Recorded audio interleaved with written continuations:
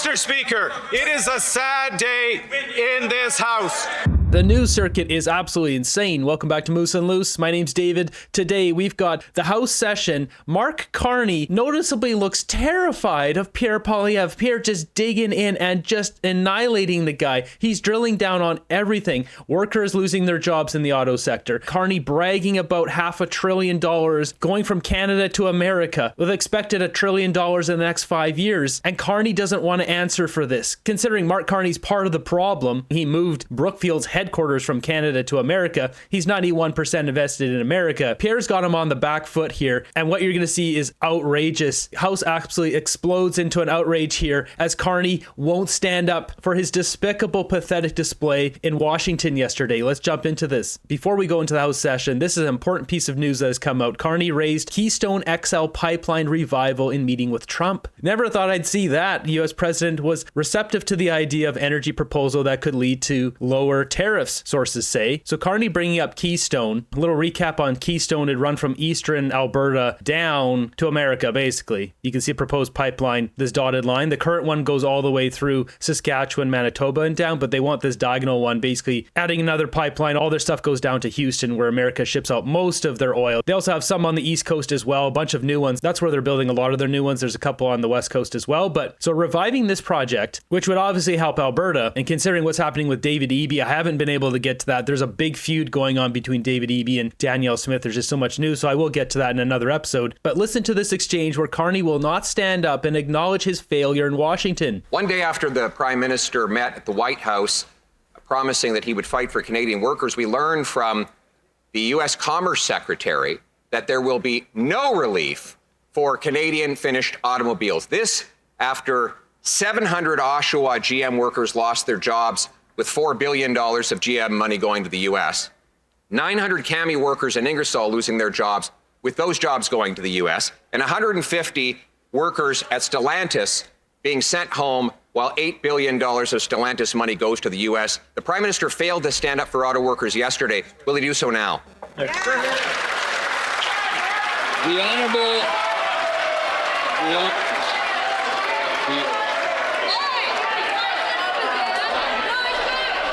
Carney's not standing up.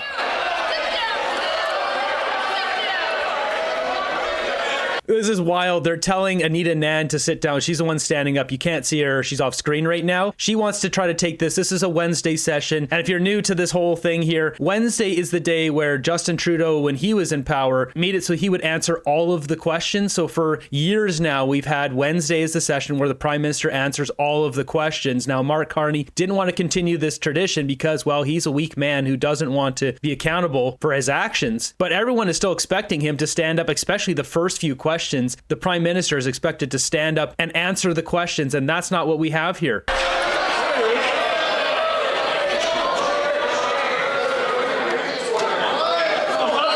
Carney's laughing. Look at this. He's having a laugh, and Pierre's calling him out here.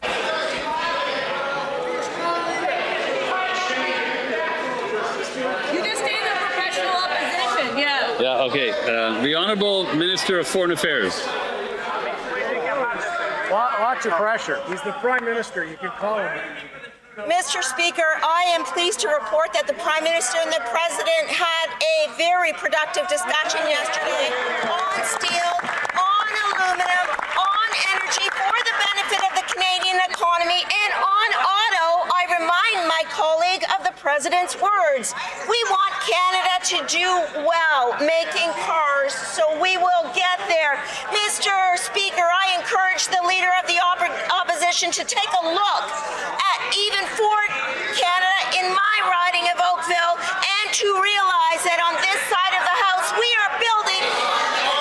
No, weak answer. The deal is everything. Trump can say this, that, or the other, and it doesn't even matter if it's Trump or any other leader, any other country we're dealing with. The words don't matter. The deals, the signed, inked deals matter. She talks about the auto industry and cars in her riding. I mean, car companies are leaving Canada. Jobs are being lost. The industry is being destroyed right now. The Honourable Leader of the Opposition. Mr. Speaker, yesterday the Prime Minister refused to stand up for our auto workers, and today he refuses to stand up for our auto workers. How can he sit right there While the U.S. Commerce Secretary just came out and said the 25% tariffs will stay in place, despite the Prime Minister's concession after concession, he backed down on counter tariffs, backed down on the DST. Yesterday offered $1 trillion of Canadian investment money, and still he can't win anything from our auto workers. What does he say to those thousands of auto workers that are out of work because of his weakness?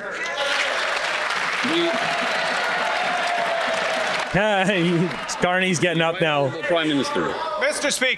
Speaker, what we have at this point with the United States for the auto sector is the lowest tariff in the world, less than 10%, lower than Europe, lower than Korea, lower than Japan. We have the lowest tariff, and we are still negotiating because, as the President said yesterday, the Prime Minister of Canada is a tough negotiator. We will get a break. This guy patting himself on the back is so cringe.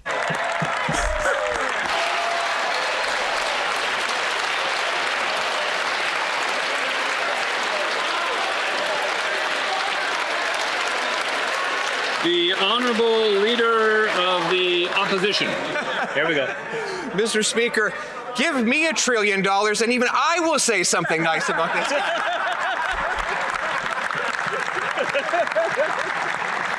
Oh my God. How much is it going to cost to pay Canadian investment dollars to flatter this Prime Minister's ego? Yep. It would make you laugh if it didn't make you cry, Mr. Speaker. But for the workers in Ingersoll, in Windsor, and in Oshawa who have lost their jobs after the Prime Minister promised to protect them, how will they ever trust this Prime Minister again after he betrayed them? The Honourable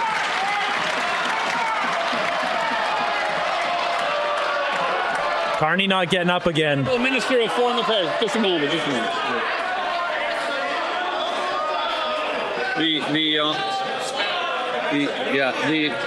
The Honourable Minister of Foreign Affairs. Mr. Speaker, one thing that Canadians know from Ingersoll to Windsor to Oakville to Oshawa is that on this side of the House, we will not let Canadians down. We have the strategic fund putting billions of dollars to support auto workers and the auto sector. We are supporting the agri-food business, and we will always be there for Canadian workers as well, Mr. Speaker. This is so rich. You guys didn't even talk to China for months. They put all their tariffs on canola. There was nothing for months. And even then, what has come of that? Nothing. China is still tariffing our canola industry, seafood. And what do you guys do? You give them $1 billion ferry contract. This is disgraceful. Our government is compromised. On this side of the House, we're about diversifying supply chains and supporting Canadians while we get the best deal possible for this country. The Honourable Leader of the Opposition. It's really pathetic that the Prime Minister will not stand up for auto workers in this House of Commons, just like he refused to stand up for them yesterday. We have thousands of auto workers who have lost their jobs since this Prime Minister promised to protect them. These families are sitting around their tables wondering what is going to happen to them. They are among the 86,000 Canadians who've lost their jobs, leading to the second highest unemployment of any country in the G7. We have record lineups at food banks, and this Prime Minister is giving away $1 trillion investment dollars to the U.S. while people here can't even pay their bills. Why won't he stand up now? He's not standing up. Look at this weak guy. The Honourable Minister of Foreign Affairs. Mr. Speaker, we will take no lessons from the conservatives. This is so embarrassing, having Anita Nand with her whiny voice. We will take no lessons from the conservatives. What have you done? She's useless too. They're all useless. Bunch of losers. Carney can't even stand up and defend himself and his own actions. Why? He doesn't respect the Canadian people. He doesn't care about us. It's all a big grift so he can make more money. Unfortunately, our population is too clueless to figure this out. Nearly half our population voted for a globalist, elitist banker thinking he would have a moral backbone, which he does does not have. All they had to do was read his book to see what he was going to do. Carney's using us. It's obvious. Now I wonder, after this meeting, will some Canadians go, maybe he's not actually serving Canada? I really want to see some polling data. Unfortunately, when you're out of the election cycle, it's few and far between, but I wonder if the next 2 weeks or so we get some polling data, if we'll see that Carney's numbers slipping a lot more and a lot faster than they have been over the past few months. We will get the best deal for this country, and we will always be there for Canadians, Mr. Speaker. I think we're beginning to see how it is that the president has been able to bulldoze over this prime minister. He won't even stand up when he is confronted by the Americans. Just over an hour ago, a report came out that the U.S. Commerce Secretary said there will be no relief for Canadian-made automobiles going in to the United States. The prime minister is back down on counter tariffs, back down on the DST, back down on defense. Yesterday promised to push $1 trillion of private sector investment out of our country. How is he going to look those Canadian auto workers in the eye and tell them how he got nothing for them in return? Yeah. I wonder if Carney, when he made that statement about $1 trillion being pushed over to America, was thinking of Brookfield. He's not a seasoned politician, essentially almost a Freudian slip. I don't know if he intended to say that in the way it came out, but it came out. He knows full well Brookfield will continue and probably increase their investments in America. So I decided to dig into this a little bit. This is Brookfield's website here. This is their global presence. And what do we see here? How much money, how much AUM, assets under management in every sector of the world. And what do we have? America with 550 billion. So I wonder if he was thinking about the total assets under management and kind of slipped it out. Does it come from other data, him talking about $500 billion of private sector money that has been invested in America over the past 5 years and going up to $1 trillion in the next 5? Either way, this 550 isn't from the past 5 years, just so this is clear. This is their total assets under management. Brookfield roughly invests 20 to $30 billion per year in America. Contrast that to Canada here. You see 250 billion total assets under management, and Canada 66 billion. Just think of how this lines up with Mark Carney. They moved the headquarters. Carney voted for this as chair. They moved the headquarters. Carney invested in America 91%. If Canadians knew this, how could they honestly think that this guy is for Canada? Carney does not give a crap about our country.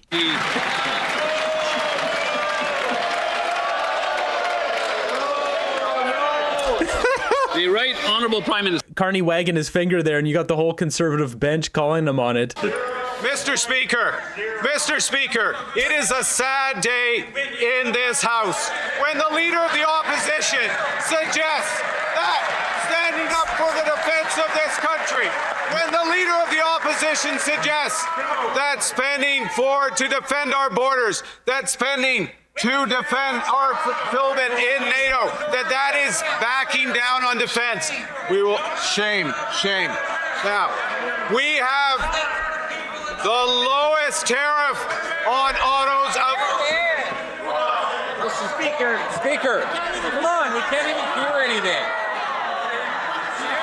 This is a train wreck. Carney is a disaster speaking, and I get it. He's getting heckled, but the seasoned politicians up here, they can hear the heckling and they just talk through it. And because the mic is on them, it comes through quite clear, at least for us watching. But Carney here doesn't know how to handle this. He's an awful orator. He can't speak. His message not coming across strong. He can't even defend his position here. Why doesn't he just come out and say, Mr. Speaker, Brookfield's stock price has gone up 44%, and I'm proud of that because I'm heavily invested. The Honourable Leader of the Opposition. Mr. Speaker, at least he finally got up, but he didn't address the question about auto workers. There are auto workers who are sitting at home right now who do not know how they're going to pay their mortgages. This Prime Minister looked them in the eye and said he was going to protect their jobs. And then he said he would put his elbows up. And then he said he would get a win by July 21st. Then he said that he would have a deal. There's been no deal. There's been no win, and now for these workers, there is no job. Today we learned that he's backing down again on auto tariffs. Why is it that he's selling out our auto workers at a time when they need him most?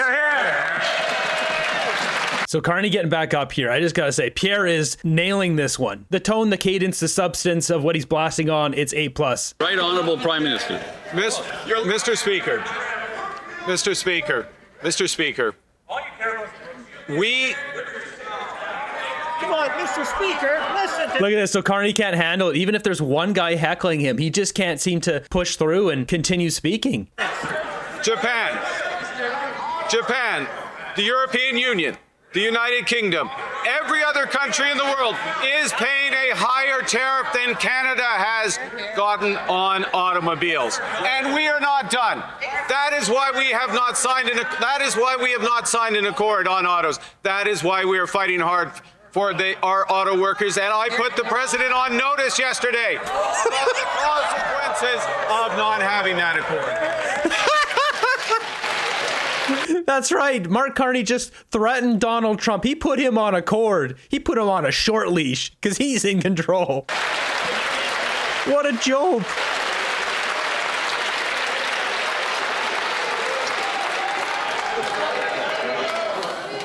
Okay. The honorable leader of the opposition. Mr. President, you have been warned. If you put in another tariff, he's going to give you yet another $1 trillion. This is the tough negotiator that we hired? The guy who broke his promise to have a deal on July 21st. A guy who broke his promise to negotiate a win, who simultaneously removed the counter tariffs while he was giving speeches promising to have them in place.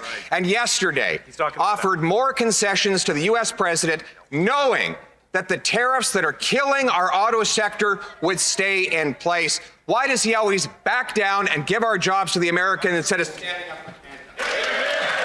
Yeah, keep the pressure on. Pierre is slaughtering Carney. Carney's getting up again, wants to defend himself. Look at his body language here. He's noticeably slumped over. His body language, he's defeated. He's got it. You guys ready? The Right Honorable Prime Minister. Mr. Speaker, and I think it's important for the entire House to understand that we have a strategy with the United States. That means that our auto sector is paying less than 10% tariff. When Japan, when Europe, when the UK, when the rest of the world is paying 15, which is bigger than 10 or higher. And we are not done yet because we refuse to sign a deal that isn't better in the interests of Canadians. This guy's such a condescending, arrogant jerk. Talking down, I wanted to interrupt it there. I let it play. And I think it's important for the entire House to understand. So when he goes to speak here, you can see he starts leaning forward and like talking down like he's talking to a child. I was wondering if he's going to spit out something there. See, this posturing here, he's talking down, and because Pierre's sitting, he can try to treat him like a little child. That's what he's trying to do here. But in this case, he's doing it for the whole House. And the rest of the world is paying 15, which is bigger than 10. This guy is outrageous. So arrogant. This guy might be more arrogant than Justin Trudeau. He is already signing a deal that makes us worse off because he makes concession after concession after concession while getting nothing in return. Yesterday, he announced that his policies will drive $1 trillion of private sector money out of our country as part of the agreement that he is going to sign with the United States. That means factories and plants closing in Canada. Most of all, in our auto sector, which is on the verge of being wiped out after he promised to save it. So can he tell me, did he demand the president lift all tariffs on Canadian autos? Yes or no? Mr. Speaker, our agreement yesterday, the president and myself, is to focus now on steel, on aluminum, on energy, the building blocks of our broader competitiveness, including our auto sector. Those negotiations on autos continue from a position that is the strongest in the world. 10 is less than 15, which is less than 25, which is less than 50. It's just more arrogance. This guy doesn't realize how awful this looks. Nobody likes a smug, arrogant loser. And that's what he is. He's a loser. He is losing for Canada. He's saying, well, even though we've got these big tariffs that we didn't have before, it's still less than the rest of the world. You can't compare it like that. It's not apples to apples. We are directly connected to the United States. With the second biggest trading partner of the United States. And our auto industry, along with Mexico, rolls back and forth between the border 8 times or so before the cars are completed. So it's not the same. He knows this. He knows he's losing badly. He's just desperately trying to grasp at something. And his arrogance here, that's not the answer. He's going to lose voters over this. Zero is the paycheck that those workers who've lost their jobs are getting right now. And Mr. Speaker, 7th is last place in the G7 when it comes to growth, or in this case, negative growth. This Prime Minister has to get his excuses straight.